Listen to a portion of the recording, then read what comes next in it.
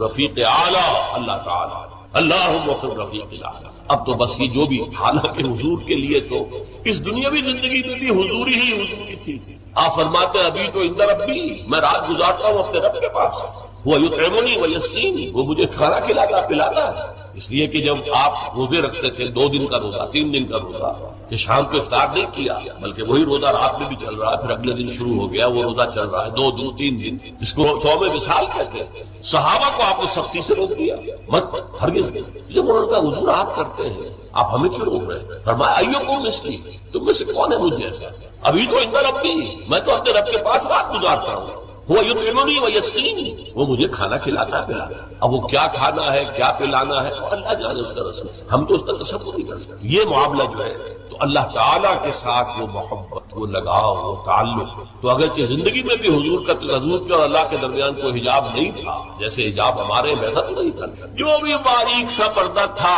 وہ بھی اب گوارا نہیں۔ اللہم فی الرفیق الاعلیٰ، اب تو اللہ تعالیٰ ہی سے جو رفیق ہے، بلند رفیق۔ اسی لیے کہا اقبال نے، نشان مرد مومن باتو گویم، جو مر گائے تبسم بر لبے ہوئے۔ مرد مومن کی نشانی یہی ہے کہ جب موت آتی اس کے چہرے پر تبسم۔ موت در حقیقت اپنے محبوب سے وصال کا دروازہ ہے۔ استخارہ ایک بہت اچھا کام ہے۔ وہ کیا ہے؟ استخارے کے معنی ہے خیر طلب کرنا، اور اس کی ایک دعا ہے جو اللہ تعالیٰ نے، اللہ کے رسول نے سکھائی ہے صحابہ کو، اور صحابہ یہ کہتے ہیں کہ ہمیں اس طرح یہ دعا اللہ کے رسول نے سکھائی جیسے قرآن سکھایا ہے، یعنی اتنی اہمیت کے ساتھ۔ اس کا مسئلہ کیا ہوتا ہے کہ آپ ایک کام کرنے چلے، ابھی آپ کا دل جو ہے وہ کچھ تذبذب میں ہے کہ یہ کام ٹھیک ہے یا نہیں ہے، اس کا نتیجہ اچھا ہوگا کہ نہیں ہوگا، یہ بیل منڈے چڑھے گی کہ نہیں چڑھے گی، تو اس تو آپ کا جو اندر کا جو تذبذب ہے اس کو ختم کرنے کے لیے دعا کی جاتی ہے کہ اے اللہ میں تیرے علم سے خیر چاہتا ہوں، اللہم انی استخیرک بعلمک واستقدرک بقدرتک، اور جو تیری قدرت ہے اسی سے میں چاہتا ہوں کہ قدرت کچھ حاصل ہو جائے فیصلہ کرنے کی۔ تو اس کے بعد فرماتے ہیں فإنک تعلم ولا اعلم، تو جانتا ہے میں نہیں جانتا، وتقدر ولا اقدر، اور تجھے قدرت حاصل ہے مجھے نہیں حاصل۔ اب آیا اصل، اللہم ان کنت تعلم ان ھذا الامر خیر لی فی دینی و معاشی و عاقبت امری، اے اللہ اگر تیرے علم میں یہ ہے کہ یہ کام میں اپنی بیٹی کا رشتہ فلاں سے کرنے چلا ہوں، اگر تیرے علم میں یہ ہے کہ یہ بہتر ہے میری آخرت اور دنیا کے اعتبار سے اور نتائج کے اعتبار سے، فاقدرہ لی، تو پھر اس کو طے کر دے گی، ویسرہ لی، میرے لیے آسان کر دے، ثم ارضنی بہ، پھر مجھے اس پر راضی۔ وان کنت تعلم، اگر تو یہ جانتا ہو، تیرے علم میں یہ ہو، ان ھذا الامر شر لی فی دینی وعاشی وعاقبۃ امری، کہ یہ کام تو میرے لیے شر ہے، اصل میں مجھے نظر تو نہیں آ رہا نا، میں تو شارٹ سائٹڈ ہوں، تو جانتا ہے کہ خیر ہے یا شر ہے۔ اگر یہ شر ہے تو اسے پھیر دے، دور کر دے، اپنی قدرت سے اس کو ہٹا دے، مجھے اس سے ہٹا دے، اسے مجھ سے ہٹا دے، وَاقْدُرْ لِيَ الْخَيْرَ حَيْثُ كَانَ، اور جہاں سے بھی ہو مجھے خیر عطا فرما، ثم ارضنی بہ، اور پھر اس پر مجھے راضی۔ یہ ہے دعائے استخارہ، اللہ تعالیٰ سے فیصلہ چاہنا۔ اس کے بعد اللہ تعالیٰ جو ہے انسان کے دل کو جما دیتا ہے کسی ایک کے اوپر۔ اب اس کی جو باقی ہمارے ہاں جو ہو گئی ہے شکل کہ کوئی خواب میں آئے، کوئی نشان نظر آئے، یہ کوئی استخارے کا حصہ نہیں ہے، یہ اس کے اندر اضافی چیز، لیکن یہ ہو سکتا ہے کہ انسان رات کو جو ہے 2 نفل نماز پڑھے اور اس کے بعد یہ دعا استخارہ کر کے سو جائے۔ ہو سکتا ہے کہ خواب کے اندر کوئی اشارہ مل جائے، امکان ہے اس کا، لیکن یہ ہے کہ یہ کوئی ضروری نہیں۔ یہ صرف یہ ہے کہ دل کا کسی پہلو پر پھر جم جانا، ٹھک جانا، یہ اس بات کی علامت ہوگی کہ میں نے اللہ سے بات کہی تھی، اللہ نے میرے دل کو اس پر جما دیا ہے، تو یقیناً بھلائی کی ہو، خیر کیا ہو، اس کی کوئی احتیاج پوری کی ہو، اس کی کوئی ضرورت پوری کی ہو، اس کا وہ شکر بجا۔ تو یہ فطری جذبہ تشکر جب تک عقل انسانی اپنے اصل محسن اور مربی کو نہیں پہچانتی تو یا تو یہ منتشر رہتا ہے یا بھٹکتا رہتا ہے۔ چنانچہ شرک کی جو ساری تاریخ ہے اس کا تجزیہ کریں گے تو بات یہی نظر آئے گی کہ اس جذبہ تشکر میں اپنے علم کی کوتاہی کی وجہ سے، اپنے فہم کی کوتاہی کی وجہ سے مختلف اشیاء کے ساتھ یا مظاہر قدرت کے ساتھ اپنے آپ کو منسلک کر لیے۔ مثلاً یہ کہ یہ بات غلط نہیں ہے کہ ہماری دنیا کا یہ سارا نظام جو ہے اس میں سورج کی حرارت کو بہت بڑا دخل حاصل ہے۔ ساری انرجی جو ہمارے پاس ہے اس کی سورس تو اصل میں وہ سولر انرجی ہے۔ لکڑی بھی آپ جلا کر اگر آگ کے ذریعے سے حرارت حاصل کرتے ہیں کہ وہ بھی در حقیقت سورج ہی کی وہ حرارت تھی کہ جو اس لکڑی میں جذب ہوئی ہے، اس نے وہ صورت اختیار کی۔ فصلوں کو سورج پکاتا ہے، اس کی حرارت جو ہے وہی ان کے پکنے کا ذریعہ بنتی ہے۔ لہذا انسان نے یہ سمجھا کہ ہمارا سب سے بڑا محسن یہ ہے، لہذا اس کے آگے ہاتھ جوڑ دیے، اس کو سجدہ کیا، اسے معبود بنا لیا۔ اسی پر آپ قیاس کرتے چلے جائیے، جس چیز کے بارے میں احساس ہوا کہ اس کے ساتھ ہماری کوئی بھلائی وابستہ ہے، یہ ہمارے لیے کسی خیر کا ذریعہ ہے، اس کے سامنے انسان جھک گیا اور اس کے اظہار تشکر کے لیے اس نے مراسم عبودیت ایجاد کی۔ عقل انسانی کی اصل معراج یہ ہے کہ وہ اپنے اصل مربی کو پہچانے، اپنے اصل رب کی معرفت حاصل ہو جائے کہ یہ تمام مظاہر فطرت، مظاہر قدرت، اگرچہ یہ سب ہے اس دنیا میں، اس کے نظام کو مختلف پہلوؤں سے ان کے ساتھ وابستہ کیا گیا ہے، لیکن یہ سب خود کسی اور کی ربوبیت کے مظہر ہے۔ کوئی اور ہے جو ان سب کا خالق ہے،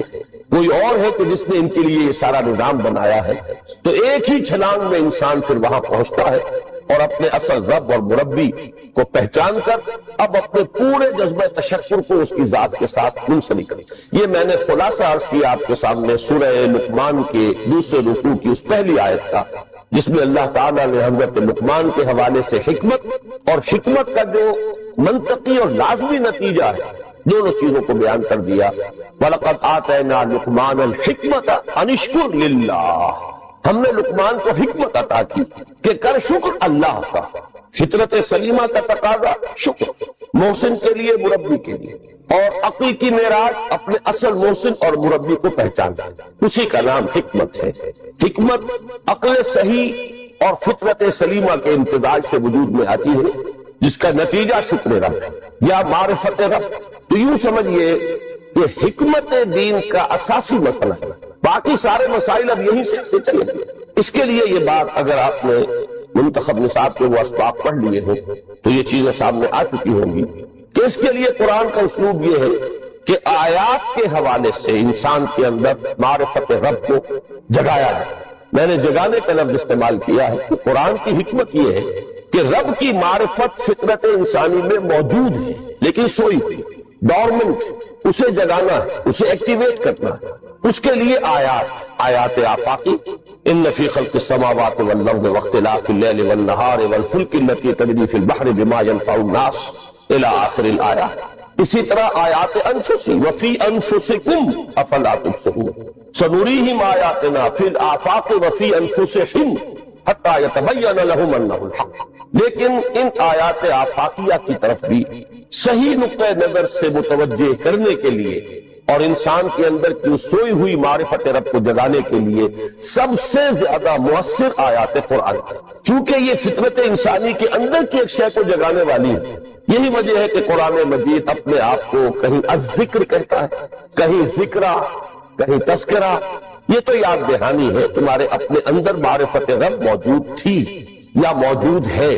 لیکن یا تمہیں اس کا شعور نہ تھا، وہ تمہارے شعور کی سطح پر نہیں آئی تھی، یا یہ کہ آئی تھی لیکن پھر تم اسے بھول گئے، ظہور کے پردے پڑ گئے۔ جیسا کہ علامہ اقبال نے کہا کہ کافر کی یہ پہچان کے آفاق میں گم ہے، تم پھر گم ہو گئے۔ لہذا اس کو اجاگر کرنے کے لیے، تازہ کرنے کے لیے یہ آیات قرآن، ان اندھیروں سے، گمشدگی کے اندھیروں سے نکالنے کے لیے، معرفت کی روشنی میں لانے کے لیے یہ آیات مبارکہ ہے۔ هو الذی ينزل على عبده آیات بینات لیخرجکم من الظلمات الی النور، اندھیروں سے نکال کر روشنی میں لانے کے لیے اللہ نے اپنے بندے پر صلی اللہ علیہ وسلم یہ آیات بینات نازل کی۔ لیکن اب اس سے اگلا قدم ہے، اور اصل میں وہ ہے جو میری گفتگو کا موضوع ہے اس وقت۔ اس کے لیے یہ تمہید ضروری کہ حکمت قرآن کا اور حکمت دین کا اولین، اہم ترین، سب سے اساسی، سب سے بنیادی مسئلہ ہے معرفت رب۔ اگر اس مرحلے کو انسان طے کر لے اللہ کے فضل و کرم سے، اس سے اللہ کی معرفت بھی حاصل ہو جائے اور اس پر ایمان بھی میسر آ جائے، تو اب اس کے سامنے تین مسئلے ہیں، ان کو اچھی طرح آئیڈینٹیفائی کریں۔ پہلا مسئلہ یہ ہے کہ اس کی فکر صحیح مزید پیش قدمی کرے، آگے بڑھے۔ یہ تو اس کا سٹارٹنگ پوائنٹ تھا، رب کو پہچان لینا۔ ابھی تو اس سے آگے بڑھ کر اس فکر صحیح کو، بڑی بلندیوں کو چھونا، جیسے کہ کلمہ طیبہ کی تمثیل بیان کی گئی قرآن مجید میں، کشجرۃ طیبۃ اصلھا ثابت وفرعھا فی السماء، تو فکر انسانی کے لیے وہ اصل ثابت جمی ہوئی جڑ جو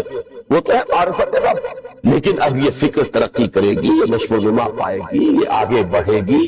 اس کی شاخیں یہ آسمانوں سے بات کرے گی، آسمانوں کی بلندیوں کو چھوئے گی۔ تو سب سے پہلا مسئلہ ہے فکر صحیح کی مزید پیش رفت، پیش قدمی۔ دوسرا مسئلہ انسان کا بہت بنیادی، عمل کی درست صحیح عمل۔ انسان اپنے نفس امارہ سے مغلوب ہو کر یا جذبات کی رو میں بہہ کر یا ماحول کے اثرات سے مرعوب ہو کر وہ کسی سے شمار کرے۔ چنانچہ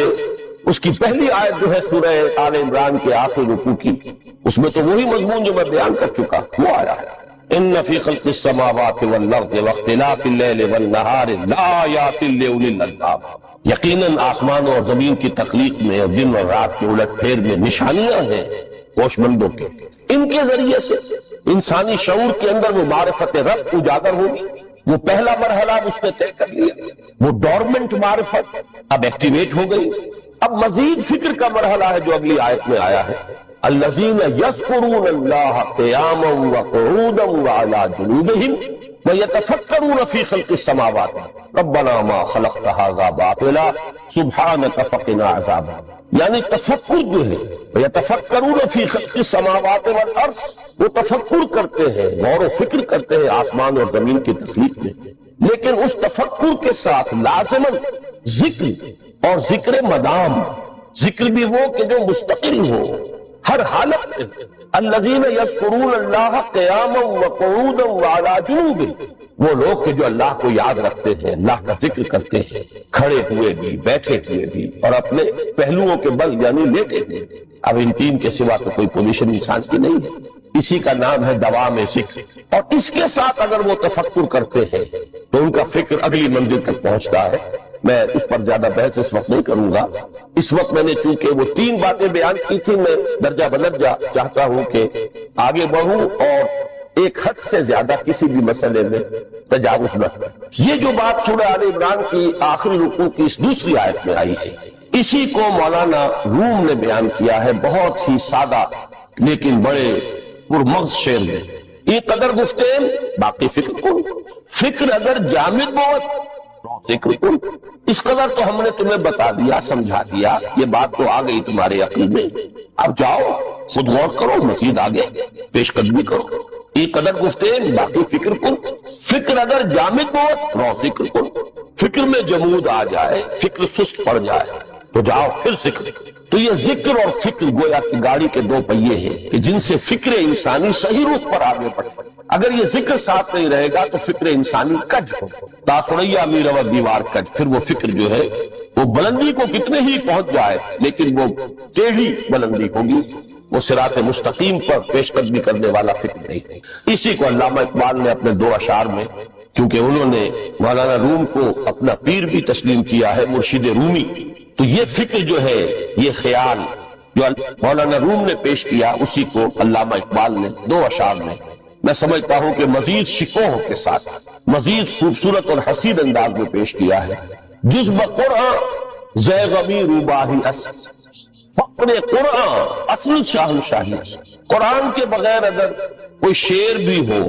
تو وہ بھی اصل میں لومڑی ہے، اس کی کوئی حقیقت نہیں، اس لیے کہ اصل شاہنشاہی جو ہے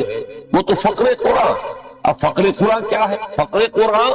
اگر آپ لکھا ہوا دیکھیں گے اس کو تو اس کے آگے یہاں اب سوالیہ نشان آ جائے گا، فقر قرآن، یعنی سوچو فقر قرآن کیا ہے، اور جواب ہے اختلاط ذکر و فکر۔ فقر قرآن امتزاج سے وجود میں آتا ہے کہ اس میں ذکر بھی ہو فکر بھی، اور فکر را کامل نہ دیدم جس میں ذکر، میں نے فکر کو کبھی بھی اپنی منزل مقصود تک پہنچتا ہوا نہیں پایا جب تک کہ اس کے ساتھ ذکر۔ تو پہلی شے تھی فکر انسانی کی صحیح رخ پر مزید پیش قدمی اور پیش رفت، اور اس کے لیے لازم ہے ذکر و فکر کا امتزاج۔ دوسری چیز کو لیجئے عمل کی درستی۔ اس عمل کی درستی کے لیے اللہ تعالیٰ کے ساتھ ایک گہرے تعلق کی، اس لیے کہ صبر کی بحث میں یہ مضامین شاید آپ کے سامنے آ گئے ہیں کہ صبر جہاں مصیبت پر صبر ہوتا ہے، تکلیف پر صبر ہوتا ہے، اللہ کے احکام پر جمنا یہ بھی صبر ہے، نفس کی خواہشات کی بات کو تھام کر رکھنا، کھینچ کر رکھنا یہ بھی صبر ہے، اور استقامت کسی شے پر قائم رہنا یہ بھی صبر ہے۔ تو عمل صحیح پر استقامت کے لیے وَاصْبِرْ وَمَا صَبْرُكَ إِلَّا بِاللَّهِ، اس صبر کی سب سے اہم جو بنیاد ہے، اس کا جو سب سے بڑا ذریعہ ہے، اس کا جو سب سے بڑا سہارا، وَمَا صَبْرُكَ إِلَّا بِاللَّهِ، اس کے لیے ضرورت ہے ایک گہرے تعلق کی کہ اللہ کے ساتھ ایک ایسا تعلق برقرار رہے جو نہ صرف گہرا ہو بلکہ دائم و قائم مسلسل۔ ذرا ذہول ہوگا تعلق میں اللہ میں ذرا کمی آئے گی، شیطان کا وار کاری ہو جائے گا۔ اسی کو حضور نے حدیث میں یوں تعبیر کیا ہے تمثیلاً کہ جو دل اللہ کی یاد سے غافل ہے اس پر، فارسی کا وہ مقولہ بھی ہے کہ خانہ خالی را دیو میں گیرت، گھر خالی رہے تو جنات اس پر دیو جو ہے آ کر قبضہ جما لیتے ہیں۔ تو خانہ قلب جو ہے اگر یاد خدا بندی سے خالی ہو گیا تو شیطان ابلیس لعین اپنی تھوتنی ٹکا دیتا ہے۔ یہ لفظ آتا ہے سور کے منہ کے لیے تھوتنی، جس طرح اس کا نکلا ہوا سا منہ ہوتا ہے آگے، تو یہ لفظ استعمال کیا گیا کہ وہ اپنی تھوتنی انسان کے دل پر جما کر اور پھوکے مارنی شروع کر دیتا ہے۔ تو شیطان کو موقع ہی کم ملتا ہے جب انسان کے تعلق مع اللہ کے اندر کمی،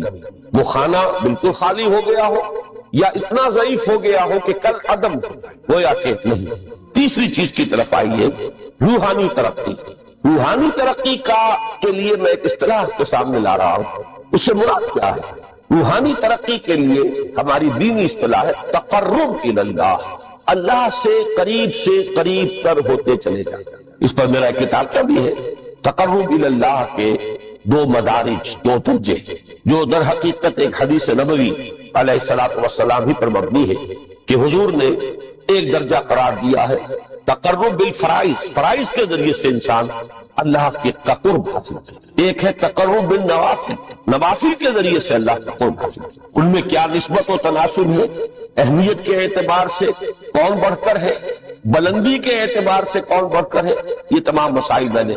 اپنی اس تقریر میں بیان کیے تھے جو اس کتاب سے میں شائع ہوئی ہے۔ اس وقت میں اس کی تفصیل میں نہیں جا رہا، صرف یہ تذکرہ اس لیے کر رہا ہوں کہ جن کو بھی خواہش ہو جائے اس کا مطالعہ کرے۔ ہماری اس وقت کی گفتگو سے وہ کتاب کیا اس جگہ پر منسلک ہوگا۔ تو تقرب الی اللہ، یہ تقرب کوئی فزیکل فینومینن نہیں ہے،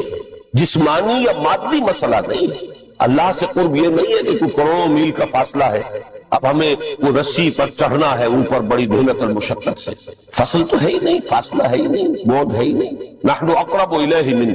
حبل الورید، ہم تو انسان سے اس کی شہرگ سے بھی زیادہ قریب۔ ہوا معکم اینما کنتم، وہ تو تمہارے ساتھ ہی ہوتا ہے جہاں کہیں بھی تم ہو، بس صرف یہ کہ تمہاری توجہ نہیں ہوتی، تم اور چیزوں میں مشغول و مصروف رہتے ہو، تم ہماری طرف دھیان ہی نہیں دیتے، تم ہماری طرف متوجہ ہی نہیں ہوتے۔ ہم تو مائل بے کرم ہے، کوئی سائل ہی نہیں، راہ دکھلائیں کسی رہ لگے منزل ہی نہیں۔ انسان جب متوجہ ہو جاتا ہے اور بڑھتا ہے، آگے پیش قدمی کرتا ہے روحانی اعتبار سے، تو یہ ہے در حقیقت تقرب الی اللہ، اور اسی کو ہم کہیں گے روحانی ترقی۔ اب ان تین چیزوں کو اگر آپ نے ذہن میں جما لیا، پھر میری بات کی ترتیب اس کو ذہن میں قائم کیجئے۔ ہم چلے کہاں سے کہ دین کے ساتھ اصل مناسبت فلسفے کی نئی حکمت ہے۔ نمبر 2، حکمت قرآنی کا پہلا اور اہم ترین اور بنیادی مسئلہ معرفت رب کا حصول، اس کا نتیجہ شکر خدا، اس کا ذریعہ آیات آفاقی، آیات انفسی، اور سب سے بڑھ کر آیات قرآنیہ جو الذکر، جو تذکرہ ہے، جو ذکر ہے۔ لیکن اس پہلے مرحلے کو اگر کوئی انسان بفضل ہی تعالی، اللہ کے فضل و کرم سے طے کر لے، اب اس کے سامنے تین فکر کی مزید پیش رفت، مزید پیش قدمی صحیح اس پر، اس کے لیے ذکر اور فکر دونوں کا امتزاج ہے۔ فقر قرآن اختلاط ذکر و فکر، الذین یذکرون اللہ قیاما وقعودا وعلی جنوبہم ویتفکرون فی خلق السماوات۔ دوسری شے عمل کا درست رہنا، نہ افراط و تفریط ہو، عدم توازن ہو، نہ انسان نفس سے مغلوب ہو جائے، نہ انسان جذبات کی رو میں اندھا ہو جائے، نہ انسان ماحول سے مرعوب ہو کر متاثر، صحیح رخ پر اس کا عمل۔ نمبر 3، روحانی ترقی، جو اصل حاصل ہے، جو اصل مقصود ہے۔ نمبر 2 چیز کے لیے تعلق مع اللہ ضروری، نمبر 3 کے لیے تقرب الی اللہ۔ اب غور کیجئے، ان تینوں چیزوں کا بڑا گہرا تعلق ہے نماز، ان تینوں کے لیے ستون کی حیثیت نماز۔ لہذا ایمان کے بعد یا معرفت رب کے بعد حکمت دین کا اہم ترین مسئلہ نماز، صلاۃ، اس لیے کہ ایک طرف یہ انسان کو اللہ کے ساتھ ایک گہرے تعلق کا ذریعہ فراہم کرتا ہے، اپنے تمام مصروفیات میں سے ان مشغولیتوں میں جن میں گم ہونے کا خدشہ ہوتا نکلو، 24 گھنٹے کے معمولات میں سے کم 5 مرتبہ تو لازماً نکلو، اور اپنے آپ کو ذرا، اپنے حواس کو بھی، اپنی باطنی کیفیات کو بھی ذرا تازہ کرو۔ اگر کوئی گندگی، نجاست، کسی طرح کی ناپاکی کا کوئی معاملہ ہے، طہارت سے تمہارے اندر روح کو بھی بالغگی ہوگی، تمہارے حواس بھی تازہ ہوں گے، تم گویا کہ بحیثیت کل تمہاری ہستی چاق و چوبند ہو، وہ کسل، وہ سستیاں، وہ جو ایک کثافتیں ہوتی ہیں، ان سب سے نجات۔ اور اب اپنے رب کے حضور میں کھڑے ہو جاؤ، اس کے ساتھ اپنا عہد بھی تازہ کرو، اس کی اہم صفات کو بھی اپنے ذہن میں پھر مستحضر کرو۔ یہی وجہ ہے، دیکھیے میں نے جو آیات آپ کو شروع میں سنائی تھی، سورہ لقمان کی 2 آیت، پہلی آیت میں اس کا ترجمہ کر چکا، دوسری آیت وَلَقَدْ وَإِذْ قَالَ لُقْمَانُ لِابْنِهِ وَهُوَ يَعِظُهُ يَا بُنَيَّ لَا تُشْرِكْ بِاللَّهِ إِنَّ الشِّرْكَ لَظُلْمٌ عَظِيمٌ۔ اس کے بعد درمیان میں کچھ مضمون آ کر پھر وہ آیت مبارکہ آئی، یا بنی اقم الصلاۃ وامر بالمعروف وانہی عن المنکر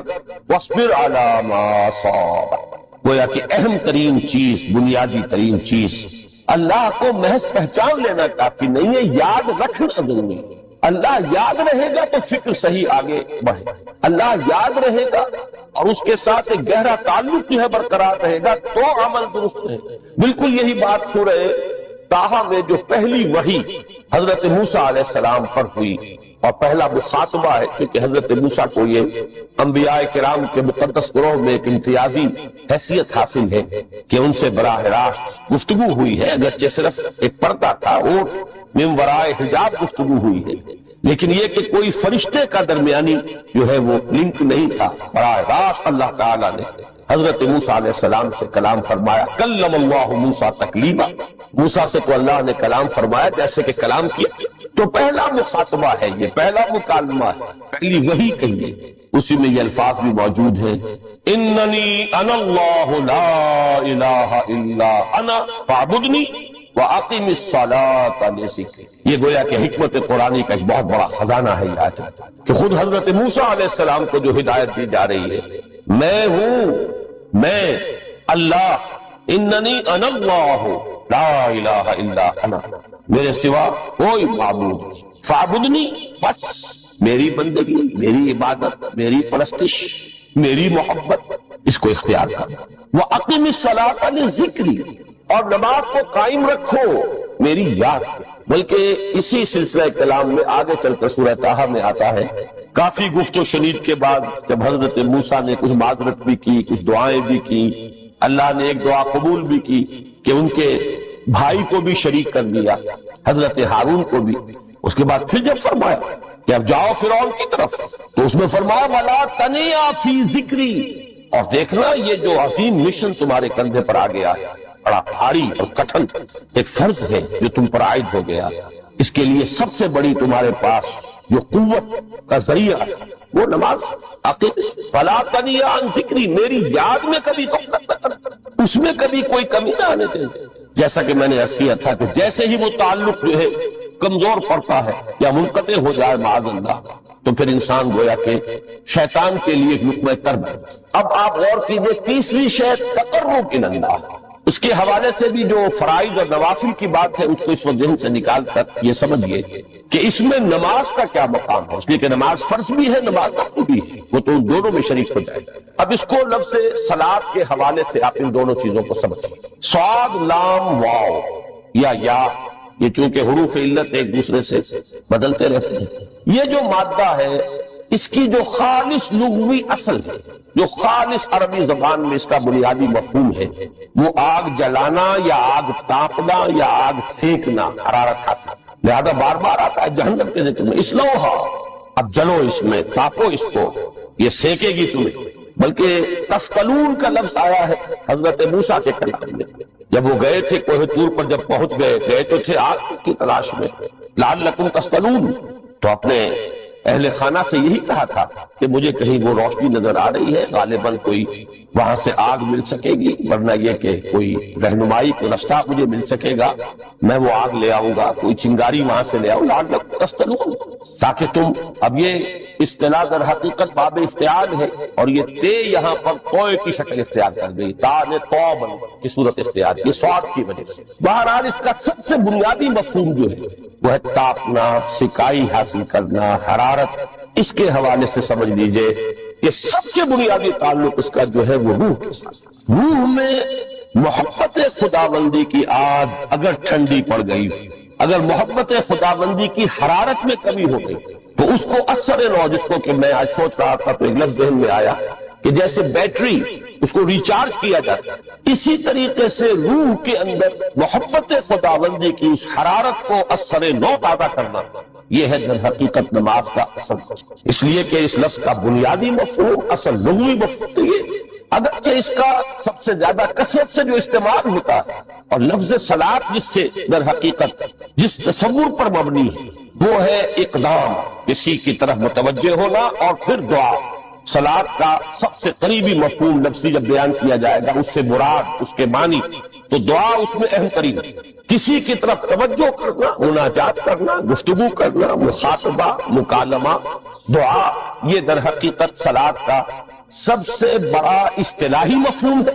لیکن جو اس کا مادہ ہے، صاد لام واو یا صاد لام یا، اس کا اصل مفہوم جو ہے وہ تاپنا، حرارت حاصل کرنا۔ تو ان دونوں کے حوالے سے وہ تاپنا اور حرارت حاصل کرنا یہ ہے روح کے اعتبار سے۔ وہ جو کہا اقبال نے کہ مجھے عشق کی آگ اندھیر ہے، مسلمان نہیں راہ کا ڈھیر۔ یہ عشق کی آگ جب بجھ جاتی ہے، در حقیقت یہی تو انسان کی روحانی موت ہے۔ یہ اب یہ نہ رہے تو چاہے منطق میں بہت انسان ماہر ہو، مجھے اقبال کا ایک شعر یاد آیا تقابل کرتے ہوئے، ایک انسان محکوم اور ایک انسان حر، آزاد انسان، ان کی نفسیات میں جو بنیادی فرق علامہ اقبال نے مختلف مواقع پر بیان کیے ہیں۔ محکوم ہے بیگانہ اخلاص و مروت، ہر چند کے منطق کی دلیلوں میں ہے چالاک، تو منطق کی دلیلوں میں انسان چالاک ہو جائے اور وہ لغت ہائے حجازی کا وہ ایک خزانہ بن، اسے تمام الفاظ کے معنی یاد ہو، وہ بڑے مسائل فقہ کے اسے ازبر ہو، جزیات بے انتہا جزیات جو ہے وہ مستحضر ہو، فلسفے کے بڑے بڑے مسئلے اس نے حل کر لیے ہیں، لیکن اگر روح میں وہ اللہ کی محبت کی آگ نہیں ہے، وہ تپش نہیں ہے، مجھے عشق کی آگ اندھیر ہے، مسلمان نہیں راہ کا ہے۔ اسی کے حوالے سے آج مجھے یاد آیا تھا کہ وہ جو بڑی سادہ سی ایک نظم ہے، اللہ تعالیٰ سے دعا یا رب دل مسلم کو وہ زندہ تمنا دے، اس میں بھی جو الفاظ آئے جو روح کو گرما دے اور قلب کو ترک، یہ ہے اصل جو مقصود ہے نماز۔ اور یہی وہ چیز ہے جیسا کہ میں نے عرض کیا تھا کہ نگاہوں سے یہ پہلو سامنے ہے ہی نہیں، دوسرا پہلو سامنے ہے اور وہ بھی میرے نزدیک بہت اہم ہے، بہت بنیادی ہے، اس میں کوئی شک نہیں، لیکن یہ ہے بلند ترین مطلب کہ تقرب الی اللہ، اس کے لیے در حقیقت یہ کس لیے درکار ہے؟ روح کے اندر عشق کی حرارت اور گرمی تازہ۔ بسا اوقات یہ اندر دب جاتی ہے، جیسے انگارہ ہوتا ہے آگ کا، اس کے اوپر خاک اور راکھ آ جاتی ہے، اندر کچھ ہوتی ہے، آگ دبی ہوئی سمجھ، آگ بجھی ہوئی نہ جان، اس دبی ہوئی آگ کو پھر ایک شعلہ بنانا، پھر اس کے اندر ایک حیات تازہ پیدا کرنا، یہ ہے نماز کا اہم ترین اور بلند ترین مقصد۔ لیکن اس کے ساتھ ہی اس نماز میں ذکر ہونا، اس کا یہ ذکر ہے، اور ذکر کی جب میں فہرست بیان کیا کرتا ہوں بہت سے حضرات کے سامنے ہوگا کہ ذکر کا در حقیقت مفہوم استحضار اللہ فی القلب۔ ہمارے ہاں غلطی سے جو ذرائع ذکر ہے انہیں ذکر قرار دے دیا، نماز ذکر نہیں ہے، نماز ذکر کا ذریعہ، اقیم الصلاۃ لذکری، نماز قائم کرو میرے ذکر کے لیے۔ یہ اللہ اللہ کہنا یا ادعیہ معصورہ جو حضور صلی اللہ علیہ وسلم کی مشہور دعائیں ہیں، انہیں اپنے تمام معمولات دنیاوی کے ساتھ ساتھ ان دعاؤں کو بھی انسان پڑھتا رہے، اللہ سے دعا کرتا رہے، یہ تمام ذرائع ذکر، سبحان اللہ الحمدللہ الحمدللہ، اس کا آپ پھر کیجئے، یہ بھی ذریعہ ذکر۔ حقیقت میں ذکر ہے استحضار اللہ فی القلب، اللہ کو دل میں لے آنا، اللہ کو دل میں حاضر کر لینا اصل میں تو ترجمہ ہوگا، لیکن حاضر جاننا یہ کیفیت جو ہے انسان کا حاصل ہے۔ اب اس کے حوالے سے ذرا بات سمجھیے کہ ایک تو میں عرض کر چکا ہوں مجسم ذکر تو قرآن، لہذا ذکر کی فہرست جب آپ کریں گے ذرائع ذکر تو ان میں سب سے پہلے قرآن ہے، اس لیے کہ وہ ہماری حکمت کے پہلے مسئلے کو حل کرتا ہے، بنیادی مسئلہ، اہم ترین مسئلہ۔ دوسرے نمبر پر ذکر جو ہے، اب اس کے لیے کچھ اصطلاحات جو میرے مختلف دروس میں شاید آپ کے سامنے بعد میں آئیں یا پہلی آ چکی ہوں، ان کے حوالے سے میری بات سمجھیں۔ ایک ذکر غیابی ہے، تھرڈ پرسن میں، صیغہ غائب میں اللہ کی یاد، اللہ اکبر اللہ اکبر اللہ اکبر۔ ابھی اللہ اکبر جو ہے یہ جملہ ہے اسمیہ خبریہ ہے، ایک حقیقت کی تکرار آپ کر رہے ہیں، اللہ سب سے بڑا ہے، اللہ سب سے بڑا ہے، سبحان اللہ سبحان اللہ سبحان اللہ۔ یہ در حقیقت ذکر غیابی ہے کہ آپ اس میں مخاطب نہیں ہیں اللہ سے، ایک ذکر خطابی کہیں یا ذکر حضوری کہیں جس میں مکالمہ، جس میں گفتگو ہوتی ہے۔ تو نماز در حقیقت ذکر حضوری اور ذکر خطابی کی بلند ترین شکل، اس لیے میں نے عرض کیا تھا کہ نماز کے لفظ یا صلاۃ کے لفظ یہ اصطلاحی معنی جو اکثر و بیشتر کیے جاتے ہیں وہ ہے دعا، اور دعا میں ہوتا کیا ہے؟ مکاتبہ ہے، مخاطب اے اللہ، اے میرے رب، اے پروردگار۔ پھر یہ کہ اس میں اقدام اور کسی کی طرف متوجہ ہونا، یہی وجہ ہے کہ افتتاح صلاۃ نماز کو شروع کرنے کے لیے ایک تو وہ الفاظ جو قرآن مجید میں آئے ہیں، انی وجہت وجہی للذی فطر السماوات والارض حنیفا وما انا من المشرکین، یہ ہے توجہ کا ارتکاز، بشرطے کہ یہ صرف الفاظ ہی نہ نکل رہے ہوں، واقعتاً یہ تعبیر ہو اس وقت کی انسان کی نفسیاتی کیفیت کہ شعوری طور پر وہ فیصلہ کرتا ہے کہ میں منقطع ہو رہا ہوں، ہر چہار طرف سے اپنی توجہ کو ہٹا کر، ہر مسئلے سے اپنے آپ کو خالی ذہن کر کے، یعنی ظاہری اور باطنی دونوں اعتبار سے میں اپنی توجہ کا ارتکاز کر رہا ہوں اس ذات کی طرف جس نے آسمان اور زمین کو پیدا کیا، اور بالکل یکسو ہو کر دو جگہ یہی ترتیب سورہ آل عمران میں فرمایا لقد من اللہ علی المؤمنین اذ بعث فیہم رسولا من انفسہم یتلو علیہم آیاتہ ویزکیہم ویعلمہم الکتاب والحکمہ۔ اسی طریقے سے سورہ جمعہ میں آیا هو الذی بعث فی الامیین رسولا منہم یتلو علیہم آیاتہ ویزکیہم ویعلمہم الکتاب والحکمہ۔ معلوم ہوا کہ تزکیہ مقدم ہے تعلیم کتاب و حکمت، اگر تزکیہ نہیں ہوا اور تعلیم کتاب و حکمت ہو رہی ہے تو اس سے انسان دنیا کمائے گا، دھوس جمائے گا، لوگوں میں اپنے علم کا جو ہے وہ شہرہ چاہے گا،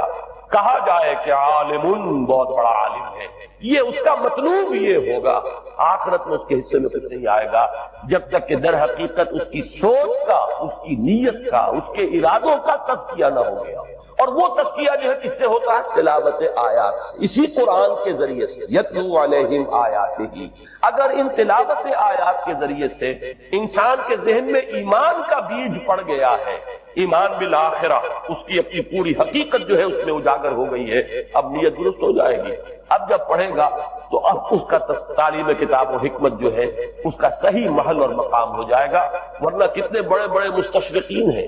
اتنی اونچی اونچی کتابیں لکھ دی ہیں، اتنے بڑے بڑے مضامین کے انڈیکس تیار کر دیے ہیں کہ مسلمان جو ہے اس دور کے جو ہمارے علماء ہیں وہ تو واقعہ یہ ہے کہ ان کے آس پاس بھی آنے کے قابل نہیں۔ بھول جائیے اس دور کو جب کہ کوئی 50 اور 300 جلدوں کے اندر تفسیریں لکھا کرتے تھے، آج کے ہاں تو وہ محنت نہیں ہے، جتنی مستشرقین محنت کرتے ہیں اتنی ہمارے علماء کے اندر اس وقت محنت کا مادہ نہیں ہے۔ پھر انہیں ملتا کیا ہے؟ کچھ بھی نہیں ملتا، سب کچھ پڑھا، عربی پڑھی،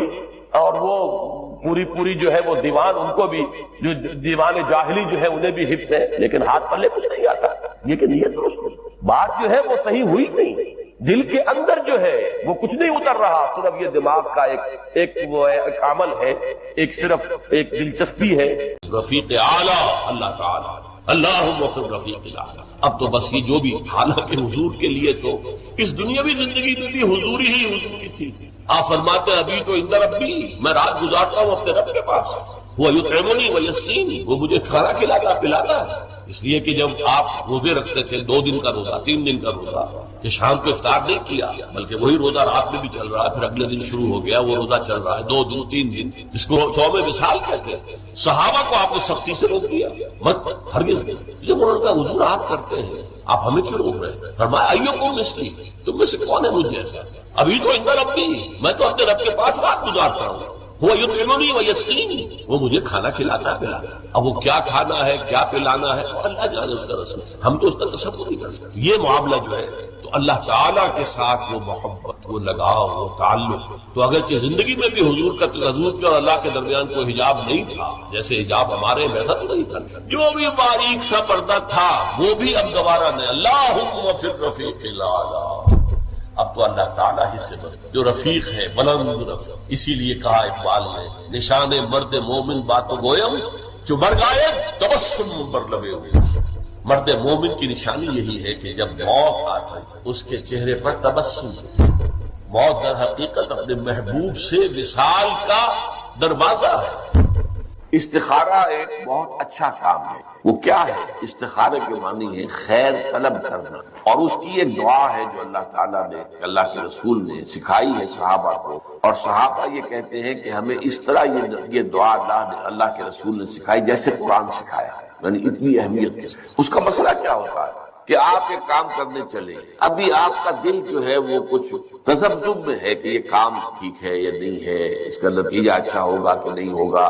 یہ بیل منڈے چڑھے گی کہ نہیں چڑھے گی۔ تو اس کو آپ کا